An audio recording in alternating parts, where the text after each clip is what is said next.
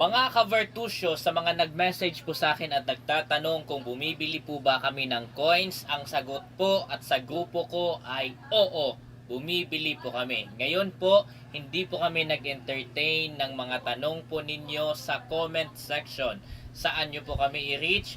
Sa akin personally, sa banner ko po kung saan yung YouTube channel ko, may link po dyan. I-message nyo po ako, direct po yan sa aking FB page. Doon po yan papasok ang mga message po ninyo.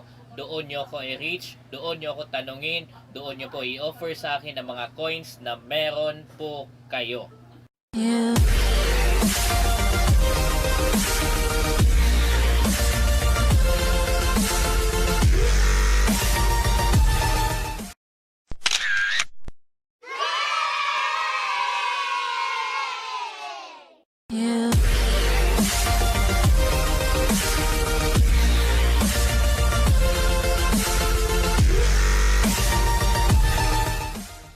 At ngayon mga ka-Vertusio, tatanungin po natin sa content video na ito kung bakit mahal po ang error coins. At kahit tignan nyo po sa Google, makikita nyo po yung mga basic reasons po doon kung bakit mahal po ang error coins. Lalo na dito sa Pilipinas.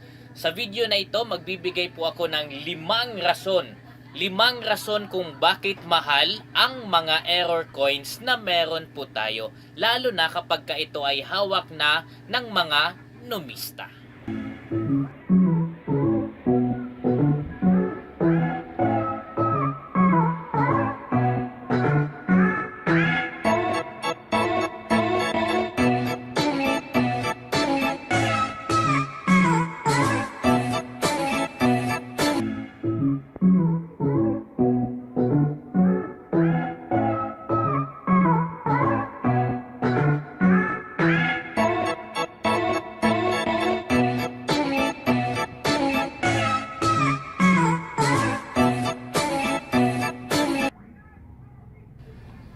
Unang rason mga ka-Vertusio kung bakit mahal o mas mataas ang presyo ng isang error coin. Number 1, dahil ito ay rare to happen.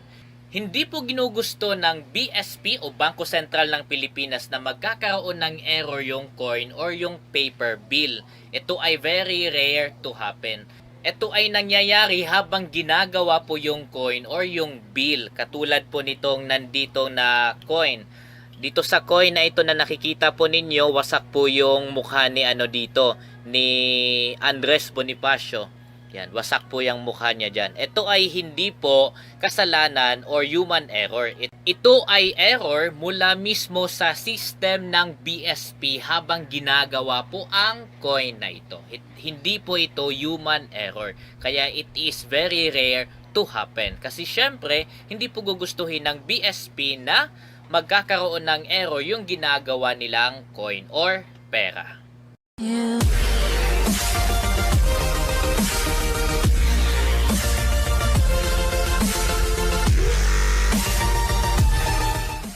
Pangalawang rason mga ka-Vertusio kung bakit mahal ang error coins. Pangalawa ay it is very rare to find. Mahirap na pong hanapin. Bakit? Ganito po ang ginagawa ng BSP. Once na nagawa po yung coin, isa-isahin po nila yon at titignan kung maayos ba ang pagkagawa. Most of the error coins po ay hindi na nila ini-issue. May mga iba lang na nakakaligtas or napasama lang doon sa bulto ng pag-release ng coins. Pero kapag may coins po kasi, sineseparate na po nila ito at they have the choice na hindi na po ito ilabas. Kung meron mang mga error coins na paminsan-minsan na nakikita po natin, it is very rare to find. Bakit? Bago pa lang ito inisyo ay ini-screening na po ito. Tinitignan na. Iilan lang po ang mga error coins na nakakaligtas or napasama sa bulto kapag nire-release na. Lalo na sa mga coins. Same din po of what happens sa paper bills.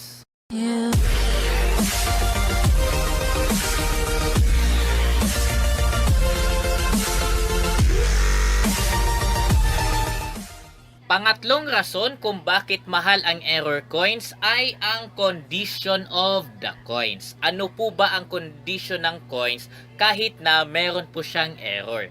Magpapakita ko ng example. Etong 20 na ito ay may error. Lagpas po yung ulo ni Manuel L. Quezon sa gilid. Pero maayos na maayos po siya. Bagong-bago tignan, walang gasgas, maayos na maayos, halos hindi halata na may error po siya. Kumpara po dito sa piso na ito. Yung piso na ito, kung makikita nyo po sa itaas, may na po siya. Kumbaga parang nasira na po siya sa itaas. Yan, nasira na po ang coin na yan. So kung ikumpara po silang dalawa, ito ay error coin, mas mataas po ang value nito. Bakit? Dahil the condition of the coin is still intact. Ito ay medyo may kababaan na po ang presyo. Bakit? Sira na po kasi. Human error po ito.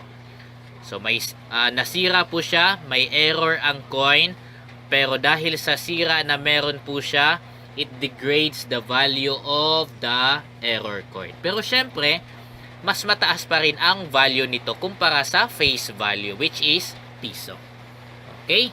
So, kung ikumpara natin silang dalawa or sa ibang coins, mas mataas po ang ibang coins na may error pero intact pa rin dahil nga po sa condition of the coins.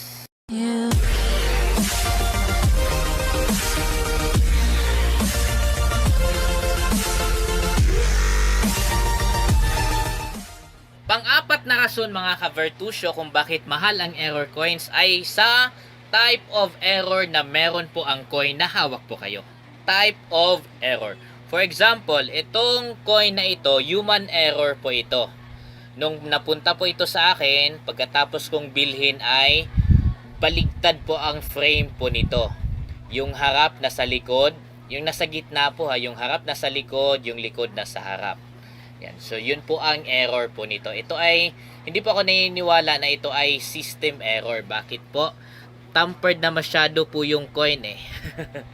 Kung nakikita po ninyo, yung coin po ay parang sira-sira na, parang pinukpok na siya ng maraming beses. Kaya, ang type of error nito ay somehow degraded na. Kakaiba, at ito ay kinolect ko na lang po for my personal collection po ito. Or kung may gusto bumili, why not? Ayan.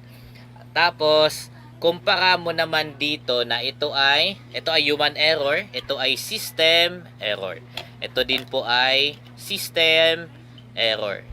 Ibig sabihin po, hindi po siya ginalaw ng tao para masira at magkaroon ng error. Kumbaga, magkaiba po ang human error sa system error. So kung ikumpara po silang dalawa, the type of error na meron po sila, ito kung iisipin natin, nakakamangha. Bakit? Baligtad yung coin.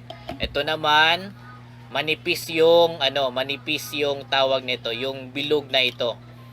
Kung makikita po ninyo, ikumpara natin to sa ibang mga 10 piso. Ang nipis po niya.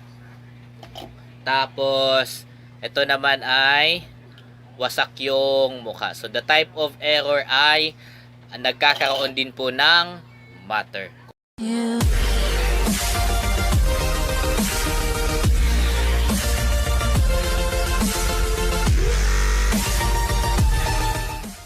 Panglima at huling rason kung bakit mahal ang bentahan ng mga error coins, ito, the matter on the face value. Okay po. So, pag sinabi nating face value, kung ano po ang value ng coin. Kunwari ito, piso. Ito naman, 20 pesos. Ganito po ang, kahit tignan nyo po sa Google, ganito po yon. Kapag ang both silang dalawa ay error coins. Kung alin ang mas mataas ang face value, kung alin ang mas mataas ang amount, mas mataas din po ang presyo po nito. So, kung ito ay mataas, dahil 20 pesos po ito, mataas po ang bentahan nito. Ito ay piso, kaya medyo mababa lang din. Pero syempre, mataas pa din kung pag-uusapan natin yung value kumpara sa face value. Okay po, so mataas po ang po nito. Ang idea lang po dito ay, kung alin ang mas mataas na coin, sa face value or kung yung amount na nakasulat sa coin, mas mataas po ang bentahan nun kumpara sa ibang coin, depende sa face value na meron po sila. Ganun lang po yun ka-easy. So, ito ang pinakamataas kasi 20 po ito eh. Tapos the rest na meron po ako dito ay 10 piso. 10 piso. So, pinakamataas ko na error coin at pinakamataas po ang bentahan ay itong 20 pesos. Followed by 10 piso. Tatlong 10 piso po ito. Ayan.